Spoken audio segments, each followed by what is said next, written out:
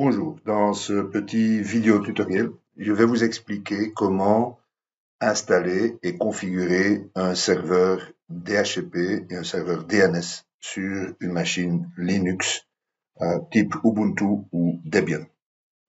Pour ce faire, évidemment, il faudra se connecter d'abord sur le serveur en question. Donc, ou bien on peut le faire avec un client SSH comme PuTTY, ou bien on peut travailler directement sur le serveur, évidemment.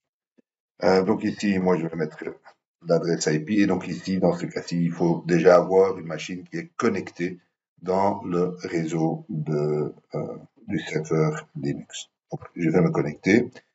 Je vais me connecter avec un utilisateur normal.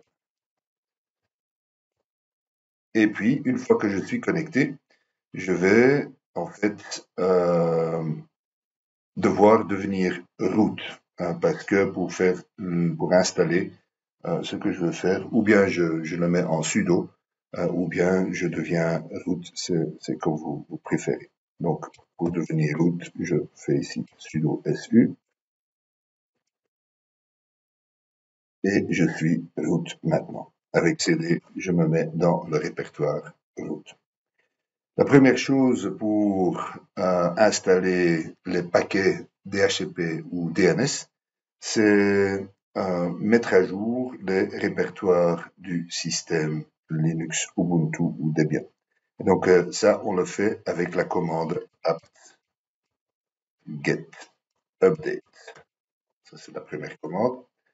Il va aller vérifier les différents répertoires et éventuellement mettre à jour là où c'est nécessaire. Et voilà, une fois que les répertoires ont été mis à jour, je vais pouvoir exécuter ma deuxième commande. Je vois ici qu'il y a une erreur sur VirtualBox. On n'a pas besoin de ça, donc ça ne va pas nous bloquer. Deuxième commande, donc la première c'était ici apt-get update. La deuxième commande, ça va être apt-get install, donc c'est là qu'on va installer le paquet.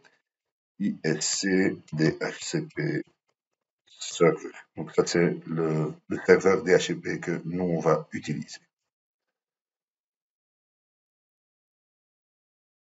On attend un petit peu. Et voilà, le serveur DHCP a été installé maintenant. Une fois que le paquet est installé, on va devoir le configurer. Et il y a en fait deux étapes de configuration. Une première étape va être de définir sur quelles interfaces du serveur le serveur DHCP va devoir écouter.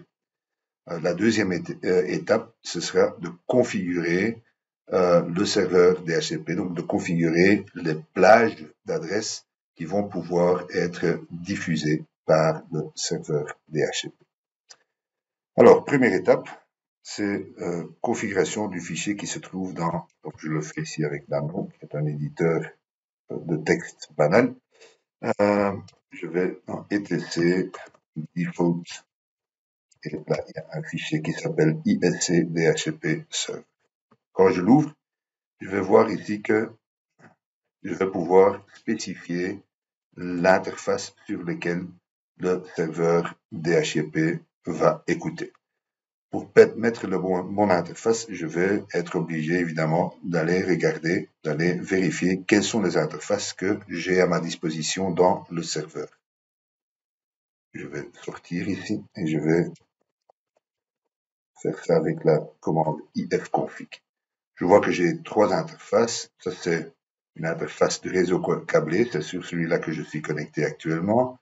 L'adresse loopback et l'adresse Wi-Fi, ou l'interface Wi-Fi plutôt, qui est utilisée par le serveur pour pouvoir se connecter à Internet. Moi, je veux que ce soit en fait connecté ici sur ENP1S0. Donc, c'est cette interface-là que je veux utiliser pour le serveur DHCP. Donc, je réexécute ma commande. Je vais ici dans ISC-DHCP server et dans IP version 4, je vais mettre cette interface. Je ne configure pas la version 6 ici. Donc, pour cet exercice, on va se limiter à IP version 4. Voilà, donc ça, je sauvegarde déjà. Alors, un deuxième fichier de configuration, c'est le fichier etc dhcp dhcpd.conf. Dans ce fichier-là, je vais pouvoir configurer les caractéristiques du réseau que je veux offrir au client DHCP. Et donc, il y a plusieurs éléments que je vais pouvoir offrir. Par exemple, ici, le nom de domaine. Supposons que je veux offrir, si je travaille dans le domaine openclinic.org, les serveurs DNS qui vont pouvoir être utilisés par les postes clients. Bon, ici, je vais mettre le serveur DNS 10.001 parce que c'est en fait le serveur que je vais configurer comme serveur DNS dans un deuxième temps. Ça, vous avez peut-être vu dans les diapos de la présentation PowerPoint. Donc, ça, c'est la durée. Donc, c'est 600 secondes. C'est la durée par défaut pour l'utilisation d'une adresse qui va être offerte et la durée maximale pendant laquelle une adresse peut être utilisée. Ici, c'est 7200 secondes. Et puis après, le poste client va devoir solliciter ou bien une nouvelle adresse ou bien de continuer à utiliser la même adresse. Alors, la seule chose qu'il faudra encore ajouter maintenant, c'est de définir un sous-réseau.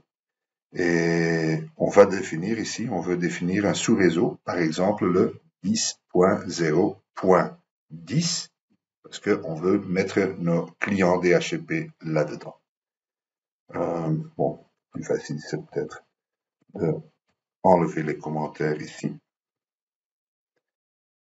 Je vais donc le 10.0.10.0, donc ça c'est mon subnet, mais en réalité, le subnet que je vais utiliser ici va être un sous-réseau qui doit être joignable également par mon serveur. Donc je vais mettre ça ici dans le 10.0.0, voilà, et avec un masque sous-réseau 255. Donc ça veut dire que les postes clients, quand ils reçoivent une adresse, vont pouvoir se connecter à toutes les adresses IP qui commencent par 10.0. Donc, ils vont pouvoir se connecter à des postes dans 10.0.10. quelque chose, ou bien dans 10.11. quelque chose, ou bien également dans le 10.0.0. C'est là-dedans que se trouvera évidemment mon serveur aussi. Voilà.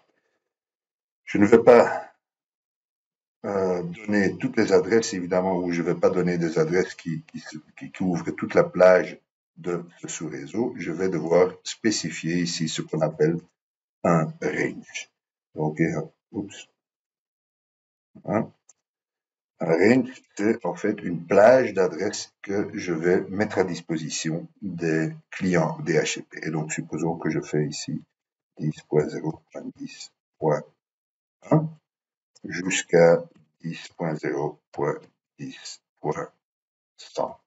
Là, j'aurai 100 adresses qui vont pouvoir être distribuées. Petit souci avec mon clavier, là. Voilà. Et voilà, c'est à peu près ça. Donc maintenant, on a un serveur DHCP qui est configuré sur cette interface ENP1S0 et qui va distribuer des adresses dans la plage 10.0.10.1 jusqu'à 10.0.10.100. Il va donner le nom de domaine openclinic.org, donc il va mettre tous les clients dans ce nom de domaine et il va leur fournir également le nom ou l'adresse IP du serveur DNS qui est le 10.0.0.1. Donc je ferme ici mon fichier et pour démarrer maintenant mon serveur DNS, DHCP, je vais exécuter la commande service ISC DHCP server. Pour vérifier que le serveur ou le service DHCP est réellement démarré, je peux exécuter la commande s-f grep DHCP. Et là, je vais voir ici que effectivement, le processus DHCPD, c'est le démon, donc c'est le serveur DHCP, a été démarré et écoute sur le port ou l'interface ENP 1S0 et utilise la configuration dans ce fichier. Ok, donc ça c'est bon.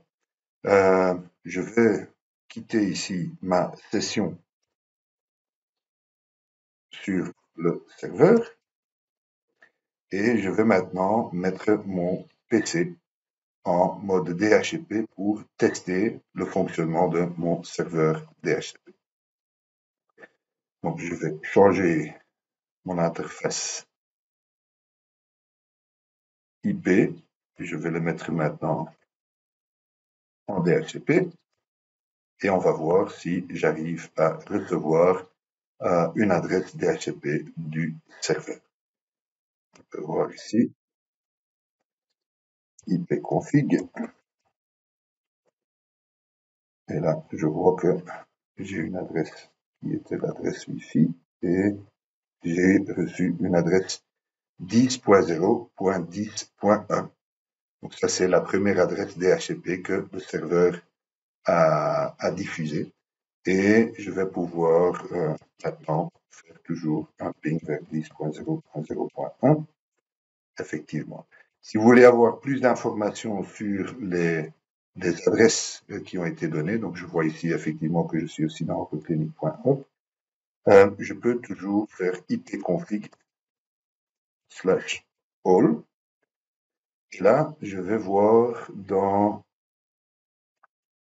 la première partie, voilà ici, que j'ai reçu cette adresse avec mon masque sous réseau, le domaine, sur quelle interface j'ai reçu cette adresse. Ça, c'est l'adresse IP du serveur DHCP. Donc, quand la requête a été mise sur le réseau, sur le câble, donc sur le sous-réseau sur lequel je suis connecté, c'est ce serveur-là qui m'a répondu avec une offre d'adresse IP. Et ça, c'est le serveur DNS que je vais pouvoir utiliser. OK. Donc, ça, c'est déjà une bonne chose. Ça fonctionne bien. Deuxième étape, nous allons installer un serveur DNS. On se connecte à nouveau au serveur Linux avec le même mot de passe. Je deviens de nouveau root.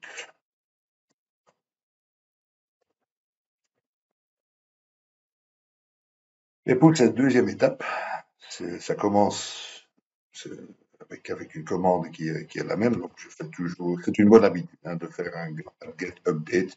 Ce ne serait pas nécessaire maintenant parce que je viens de le faire pour le paquet DHCP, mais j'ai l'habitude de le faire systématiquement. On ne sait jamais qu'il y a l'une ou l'autre chose qui a été modifiée dans le répertoire. OK. Et puis, je vais installer le paquet DNS. Dans ce cas-ci, c'est apt-get install et le paquet DNS s'appelle bind9. Et on installe. Vous voulez continuer? Oui, je veux continuer.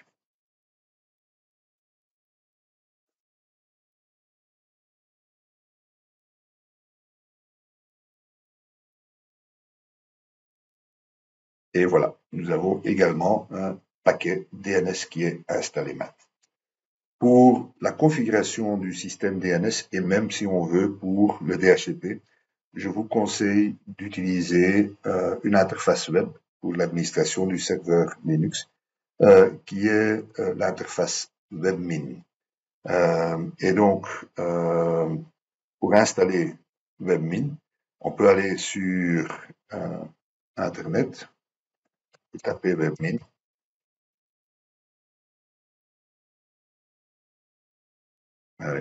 Si l'Internet ne nous lâche pas.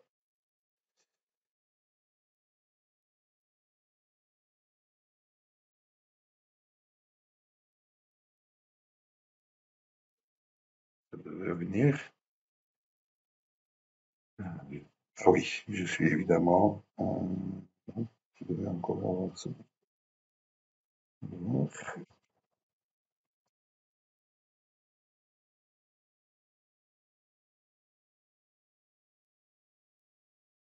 Ah, ok, ça vient. Voilà. Et donc là, sur le download et install, euh, je vais voir ici, à la première page, donc de download and installing, l'instruction pour installer WebMin. Le plus facile, c'est de suivre cette instruction. Donc, vous copiez ici l'instruction pour télécharger en fait un petit fichier, setup repo.sh. C'est un petit fichier qui va vous permettre d'installer les répertoires qui contiennent les packages WebMin. Donc, il faudra en fait copier cette instruction ici sur le serveur Linux. Donc, il a téléchargé le petit fichier. Et puis après, je vais exécuter ce fichier. Voilà. Vous voulez faire le setup? Oui, je vais le faire. Et donc, il va télécharger les clés et les métadatas pour le répertoire WebMin. Voilà, ça a été fait. Et maintenant, la seule chose qu'il faut faire, c'est ici copier la commande. Donc, on va installer le paquet WebMin. Donc, en copiant ici cette instruction et on l'exécute. Vous voulez installer? Oui, je veux installer. Ça, c'est la méthode la plus facile pour installer carrément la toute dernière version de WebMin. Et c'est cette interface WebMin qui va alors nous permettre de faire la configuration soit du serveur DNS, soit du serveur DHCP. Attends un petit peu parce que c'est un gros fichier. Voilà.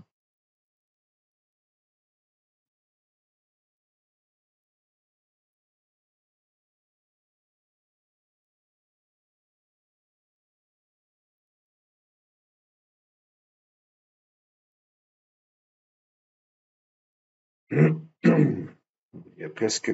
Et une fois que c'est installé, le, le logiciel WebMin va en fait écouter sur un port qui est par défaut le port 10 000. Donc maintenant, apparemment, il a installé le paquet WebMin. Je vais voir si le paquet tourne déjà. Voilà, je vois qu'il tourne ici avec sa configuration par défaut. Ça veut dire que je vais pouvoir me connecter sur l'adresse de mon serveur. Je crois que ça va être en HTTPS 10.0.0.1 et ça écoute sur le port 10 000. Ça, il ne faut pas oublier.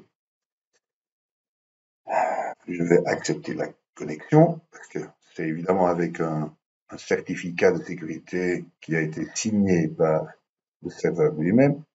Et donc là, je vais pouvoir me connecter avec n'importe quel compte sudo. Donc un compte qui peut devenir root si on veut. Et donc là, je vais utiliser mon OpenClinic que j'avais utilisé avant. Ça dépend du serveur, évidemment. Et voilà, je suis connecté. Maintenant, j'ai une interface pour gérer cette machine Linux. Si je vais aller regarder ici sur les serveurs, ça c'est des serveurs que le système a découvert au moment qu'on a installé WebMin. Donc il a trouvé qu'il y avait un serveur Bind DNS, c'est celui qu'on avait installé évidemment. Il y a également un serveur DHCP. Donc là, si je regarde ici dans le DHCP, je vois qu'il y a un sous-réseau 10.0.0.0 qui a été configuré. Quand je clique dessus, je vois les paramètres qui ont été configurés également dans ce sous-réseau. Mais maintenant, on va aller regarder le serveur DNS. Ici, il n'y a pas énormément de choses à faire. Donc, la première chose qu'il faut faire, c'est qu'est-ce que le serveur DNS qu'on va configurer doit faire avec des noms de hôtes qu'il ne sait pas résoudre. Donc, des noms qui ne sont pas dans son domaine local. Ici, j'avais créé openclinic.org comme domaine local. Ce qui se trouve en dehors de ce domaine, il va devoir les envoyer, donc ces requêtes, à un autre serveur DNS, un serveur DNS maître. Ça, on va configurer ici dans le forwarding. Et là, je vais dire que le serveur vers lequel il doit faire le forward, c'est le 8.8.8.8 qui est le serveur de Google. Et je dis OK, sauvegarde.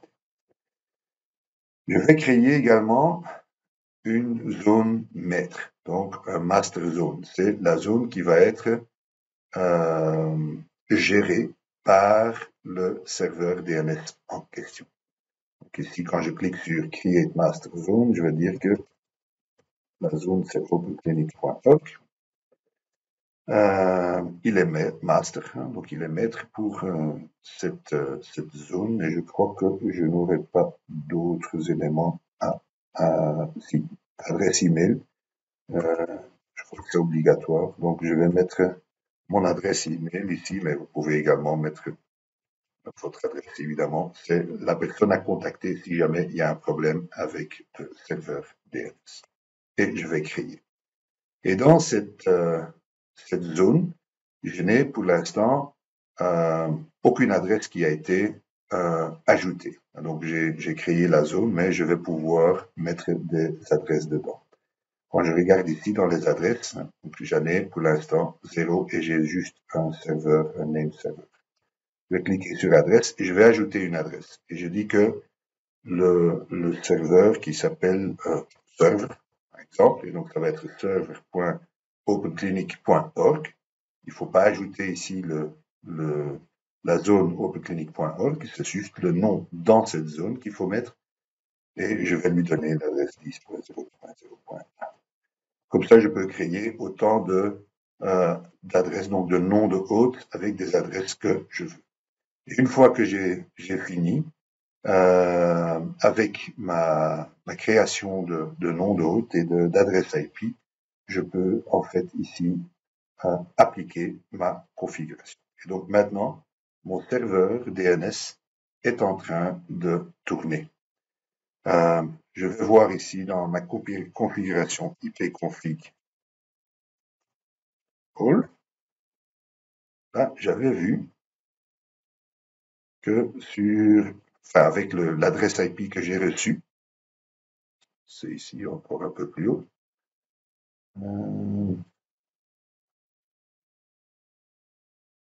ici le 10.0.10.1, que le serveur DNS qui m'a été offert, c'était le 10.0.0.1. Pour être sûr que mon PC ne va pas utiliser, va seulement utiliser cette interface-là et pas l'interface de mon Wi-Fi, parce que là j'ai un serveur DNS aussi, je vais désactiver mon Wi-Fi. Donc si maintenant je vais recevoir des réponses, c'est sûr que ces réponses vont venir de mon réseau local et pas de mon réseau Wi-Fi. Donc quand je fais encore ici, voilà, ipconfig/all, je vois que mon Wi-Fi n'est plus connecté et la seule adresse que j'ai encore ici, c'est le 10.0.0.1. Et donc mon adresse dans le même sous-réseau. Donc je vais d'abord tester ici ping server.openclinic.org. Et là, je vois que le système me répond avec cette adresse. Donc, mon ordinateur local, il a contacté le serveur DNS pour résoudre cette adresse-là. Je vais faire un ping, par exemple, yahoo.fr.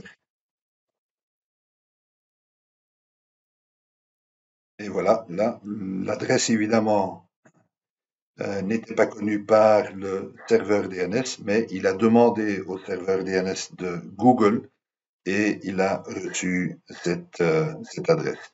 Je ne sais pas faire le ping sur ce serveur parce que c'est un serveur qui ne répond pas au ping. Mais si par exemple je vais faire un ping vers google.com, il va également trouver l'adresse et une fois qu'il a trouvé l'adresse, les messages, donc les pings vont répondre pour ce serveur en question. Voilà. Donc là, évidemment, il cherche d'abord à résoudre l'adresse lui-même. S'il n'arrive pas à résoudre l'adresse lui-même, c'est à ce moment-là qu'il va forwarder, donc il va envoyer au serveur DNS de Google. Voilà, ceci résume les configurations et les installations, configurations des serveurs DHCP et DNS sur une machine Linux.